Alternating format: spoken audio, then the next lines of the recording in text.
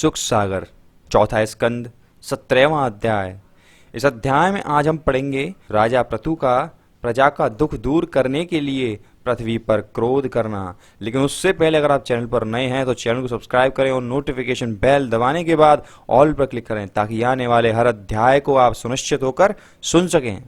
तो चलिए आरंभ करते हैं। मैत्रेय जी कहने लगे, हे विदुर जी, सब देवता एवं ऋषि मुनियों के विदा हो जाने के बाद राजा पृथु धर्म तथा नियमानुसार राज्य करने लगे।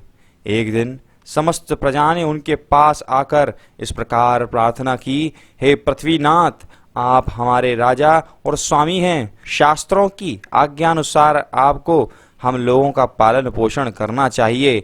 हम लोग भूख के मारे मरे जा रहे हैं। जिस तरह वृक्ष भीतर से जल जलकर खोखला हो जाता है, उसी तरह हम लोगों का हृदय और पेट भी सूख के भूख की अग्नि में जला जा रहा है। सब लोगों का जीवन अन्न एवं फलों के आहार पर निर्भर है, परंतु इन दिनों राजा बैन के पाप कर्मों के कारण पृथ्वी ने सब अन्न तथा फलों को स्वयं में छिपा लिया है। जो बीज जमीन में होते हैं वे पैदा नहीं होते, और जो पेड़ पहले के लगे हैं उनमें भी फल नहीं मिलता। इन कारणों से हम सभी प्राणी भोजन के बिना तड़प रहे हैं। आप धर्मात्मा राजा हैं, इसलिए अब आप कोई ऐसा प्रयत्न कीजिए जिससे पूर्ववत भूमि पर अन्न और फल पैदा होने लगे। प्रजा की ऐसी दुख भरी बात सुनकर राजा पृथु ने क्रुद्ध होकर अपना धनुष बाण उठा लिया। तत्पश्चात धनुष की प्रत्यंचा पर बाण को चढ़ाते हुए कहा, मैं अभी अपने एक ही बाण से पृथ्वी को खंड खंड कर डालूंगा। जब पृथ्वी ने राजा पृथु को इस तरह क्रोधित होते हुए देखा, उस समय वह गौ का रूप धारण कर डर के मारे कांपती हुई राजा के सामने आ पहुंची।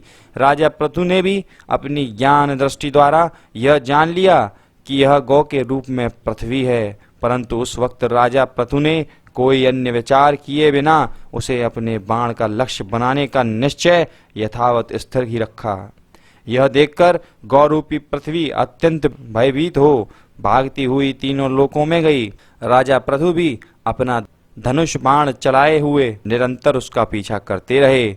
जब पृथ्वी ने यह देखा कि उसके प्राण बचने कठिन हैं, जब उसने राजा के सामने खड़ी होकर कहा, हे राजन, वेद शास्त्रों में गौ को मारना महान पाप कहा गया है, क्या आप इस बात को नहीं जानते हैं? राजा ने उत्तर दिया, जिस प्राणी द्वारा जगत के अन्य जीव कष्ट पावें उसे मारने में पाप नहीं लगता है। ऐसे कर्म को तो धर्म ही मानना चाहिए।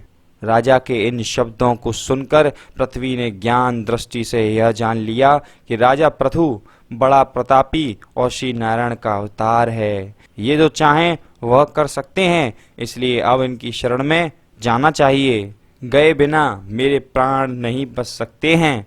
यह जानकर पृथ्वी ने राजा की स्तुति करते हुए कहा, हे राजन, आप नारायण के अवतार हैं। मैं अब आपके कहे वचनों के अनुसार वही करूंगी। और इसी प्रकार यहाँ पर 17वां अध्याय समाप्त होता है। लेकिन अगर आप चैनल पर नए हैं तो चैनल को सब्सक्राइब करें, और सुख सागर के बाकी के अध्याय अभी तक नहीं देखे हैं तो उन सभी अध्यायों के लिंक डिस्क्रिप्शन में दिए गए हैं, उनको जाकर आप देख सकते हैं। साथ ही साथ आप ज्ञानमाला, नारी अंक कल्याण और गोगाजी महापुराण के अध्यायों को भी सुन सकते हैं। उन सभी के लिंक डिस्क्रिप्शन में साथ ही दिए गए हैं।